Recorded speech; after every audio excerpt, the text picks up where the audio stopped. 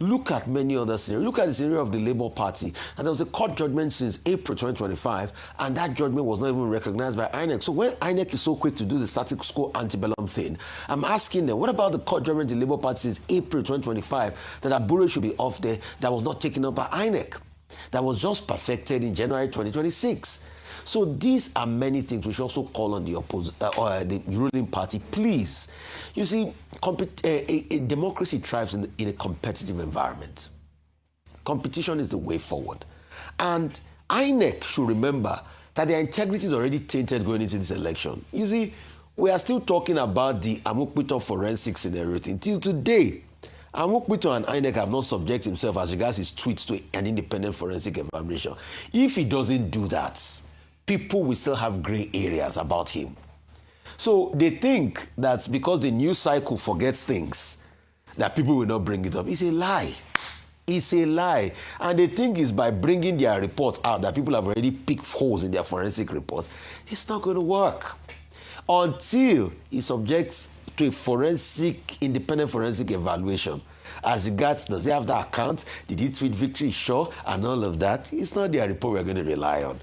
So, you see, we are saying all of this because we want there to be a transparent system in the election. Sorry, Dr. Abati. We want them to be a transparent system in the election. And in turn, it goes back to the Olusegun Obasanjo interview, that it is just a pure case of leadership. A leadership that is not able to fix insecurity should not be called a leadership. And that's just it. And I think that's what the ruling government should focus on fixing. Because if they don't fix this, there's no way forward. They've not fixed insecurity, a lot of accountability issues. He talked about the refinery. Olusegun Obasanjo said to us then that he got expert advice that if the refinery will not work, that he should sell them off as scrap. He sold them off already to a consortium that I think Dangote was also part of. But some people went to lie to Yaradua. They reversed the sale. Till today, they've been lying as regards that refinery. They lied to Yaradua it was going to work. It didn't work under Yaradua. Now it has not worked again. Maybe when they went to do the blending plant, we told them that it was failure on arrival. Till today, they've also signed for another $3 billion. It has not still worked. So the question is, where is even the accountability for that money in the first place? We all remember how some journalists went there and say, fire is burning, the refinery is working. You can see at my back, fire is burning, refinery is working. It's not by deceiving people. We are not here to deceive people. We tell you the facts. The fact does not care about your feelings. Obasanjo just said it then. See, today is not working. So can we build a society where leadership actually works for the people? And that's the kind of environment we should build. And the ADC and the other parties saying they shall come together. It's not the time the people have been doing coalition and coming together. They did in the time of Olufalaye. But have they also fixed their own internal problems? The Supreme Court has reserved judgment. We are yet to see that. Are they all going to work together? Hope they are sure amongst them that there are no moles that are even working for the ruling party.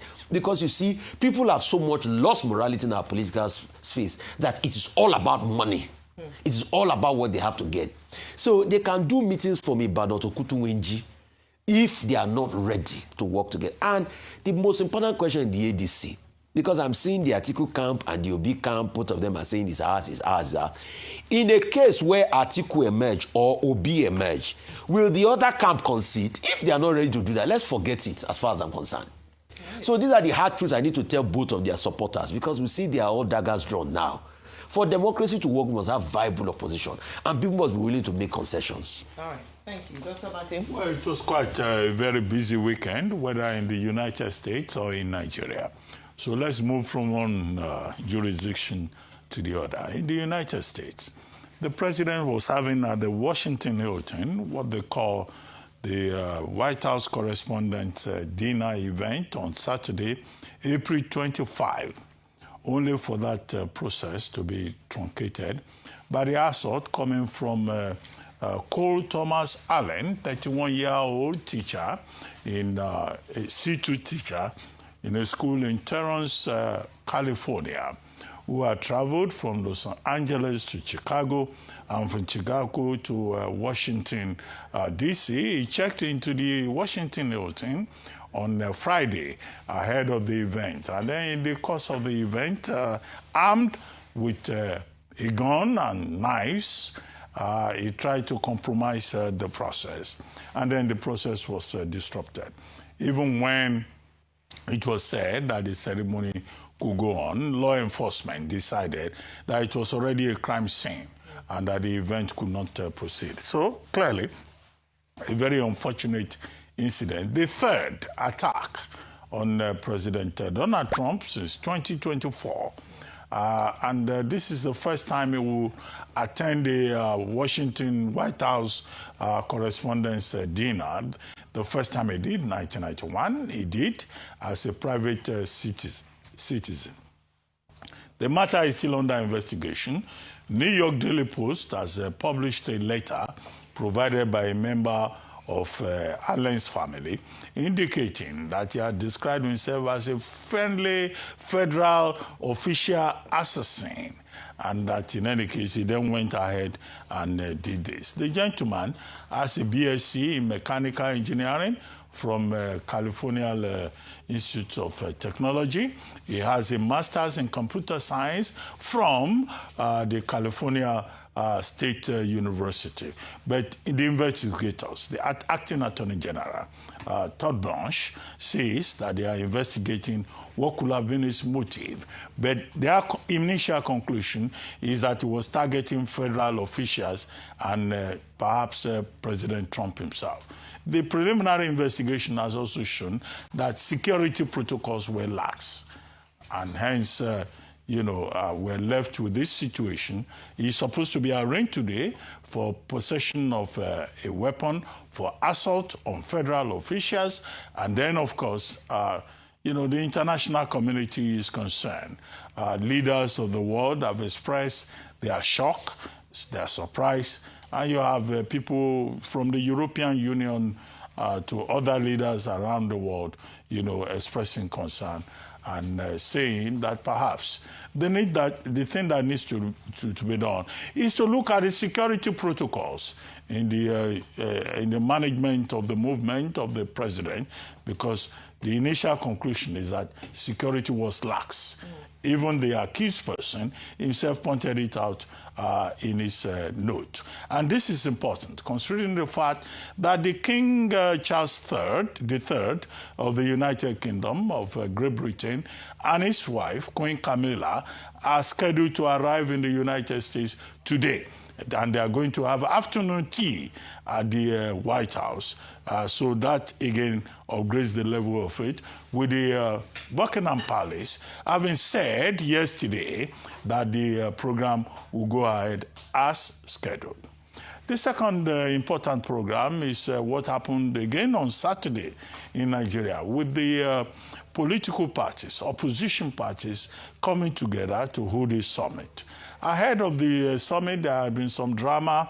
Bolaji Abdullahi, spokesperson of the ADC, say, there were attempts to stop them. But in any case, the event went ahead.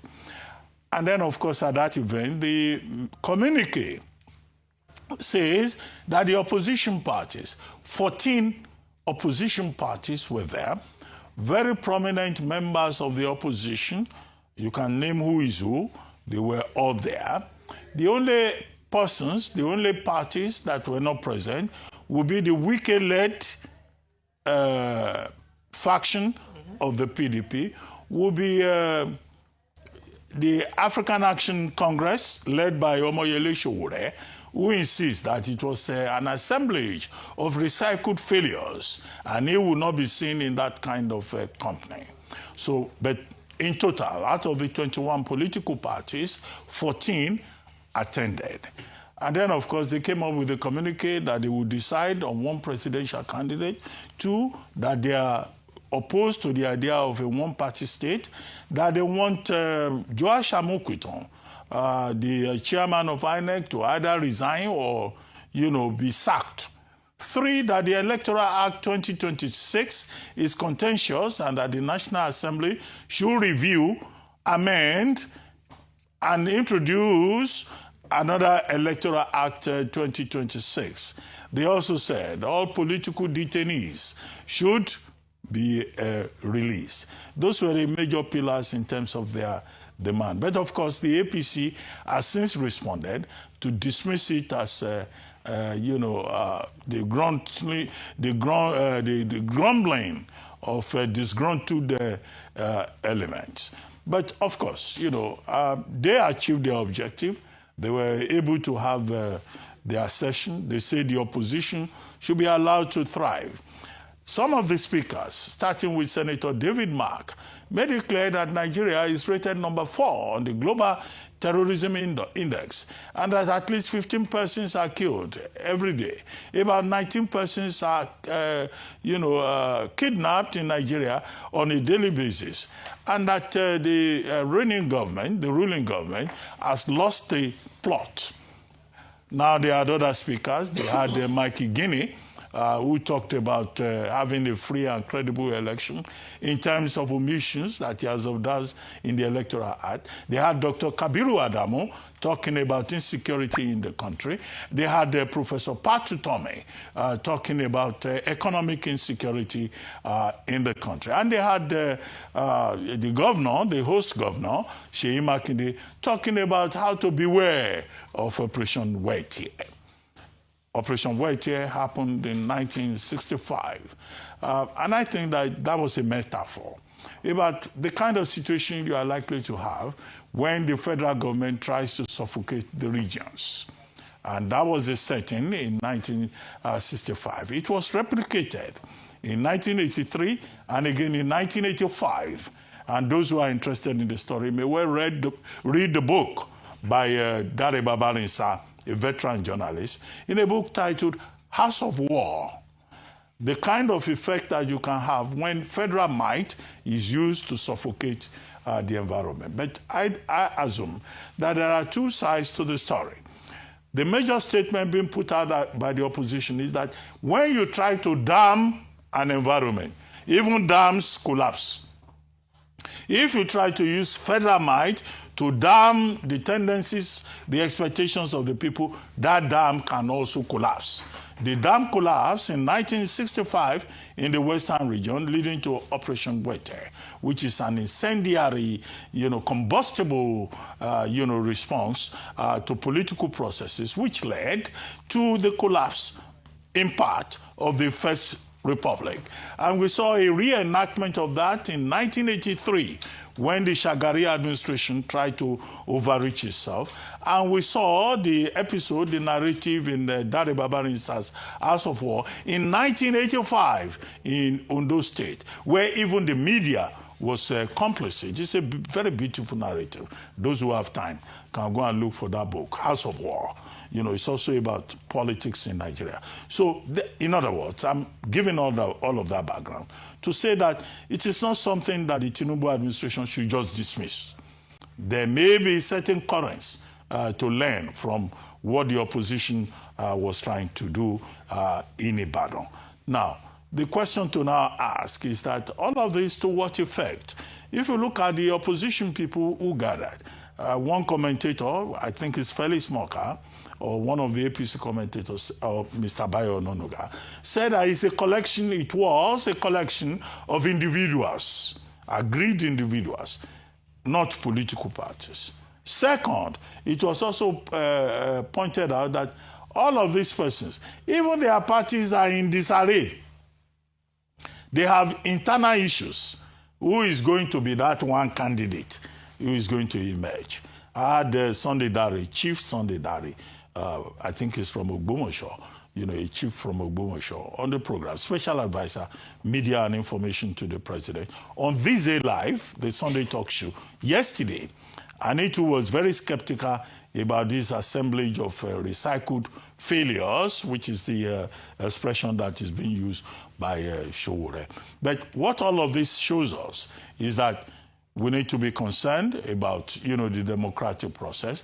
We also need to be concerned, as they are saying, that President Bola Ahmed Tinubu was a leader of NADECO, and that the opposition should be allowed to thrive under his watch. So this is a developing story. We'll see what happens hereafter. Now, as for President Olusegun Obasanjo, he moderated one of the sessions, it is reported, at the Ibadan Declaration, as they call it. He was also, I think, on television, I think Sonny Rabo Live. Yes.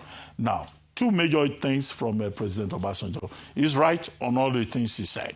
One, that the security and welfare of government, of the people, is a primary responsibility of government. Section 14, sub 2B of the 1999 Constitution. The job of government is to make this environment secure and to make the people of Nigeria happy. So you cannot fault President Obasanjo in that regard. He also said that the refineries, NNPC-owned refineries, Port Harcourt, Warri, Kaduna, can never be revived. I also agree with him. I've always said on this program that those refineries should be sold as scrap because we have seen the extent of their failure measured against the success of the private entrepreneurship of Aliko Dangote, which is a Dangote refinery. Now, if they sell those refineries as scrap, refineries that are just gulping money from Nigeria unnecessarily, in fact, there should be an audit. The people who mismanage those refineries, they should give us more information. So the president was right in that regard to say, look, these refineries, they can sell them. The private owners can turn those establishments into something else. They can transform them. They can use them as, a platform for greater innovation. Finally, what's that topic? NRS, Nigeria Revenue Service, is SA Media saying that, look, there is nothing like vehicle tax. I've always said, government officials have always said that there's a lot of misinformation, there's a lot of disinformation. But the major task with that tax laws, 4 of them. Now we have Taiwo Yedele in the Sadu as Minister of Finance, is that you have to keep explaining these tax laws to Nigerian people. And it's not an episodic event. It's not something you do once and then you leave it. So that explanation, if possible, in Nigerian languages is very important. So that way you close the gap for mischief makers who will just come up, go to social media, do some kind of graph and say, oh, this is what they are trying to do. Before you know it, it's gone viral. Government must be proactive. The NRS must stay ahead of the battle to see that if there's any rumor or misinformation, they attack it. They've done this, but they should make it loud. How do they say it in Nigerian English? They should loud it. Well, I hope that's correct English. Well, all right. Let's take it from the angle of the opposition party. Now, all political parties have all come together, about 14 of them. I think about 21 of them were invited, or 17, 21 of them were invited. And then about 14 were represented, and that's obviously a good number. And they have all agreed to field out, one candidate for 2027, general elections. Now, the big question is, who is this going to be? Who are they really going to? Who is going to come out? Because it looks more like every of the candidates are desperate and seems anxious and still wants to be, on the ballot. Atiku wants to be on the ballot. P2B is insisting and he wants to be on the ballot. Of course, we know about the obedient movement. Kwankwaso also wants to be on the ballot. We have Aminu Tambuwal. We have Amaechi, former minister Amaechi, Rotimi Amaechi. All interests want to contest. Who are they now going to choose? Who is going to be on the ballot? Who is going to represent? Anyway, people have continued to react differently on this subject matter, saying that whatever be the case, many, of course, will not understand the place of the obedient movement, and it looks more like they have a larger masses. I mean, P2B has a larger number masses behind him. And then, if you look at it from that angle, you understand that the people, more like they wanted Peter Obi to emerge as the, consensus candidate or elected candidate, the flag bearer of the ADC. While some other persons too from the north also wanted Atiku Abubakar to be, the president, to be the flag bearer. And some other interests too. Kwankwaso is also there. So I feel that this is going to be a serious issue. Now, by any means, if they field out somebody who is not widely accepted by the public, I think that is the beginning, and it's going to be the beginning of their downfall. I mean, the beginning of their losing. Because you look at it this way, severally, Atiku Abubakar have contested, but under a one-party platform, and now he has a general platform. Now he would want to look at it or see it as an opportunity, that he will emerge and he will win based on this general support from every angle. We'll have the PDP, we'll have the ADC, Labour Party, and so many of them that has all come together. YPP, RPP, all of them has all come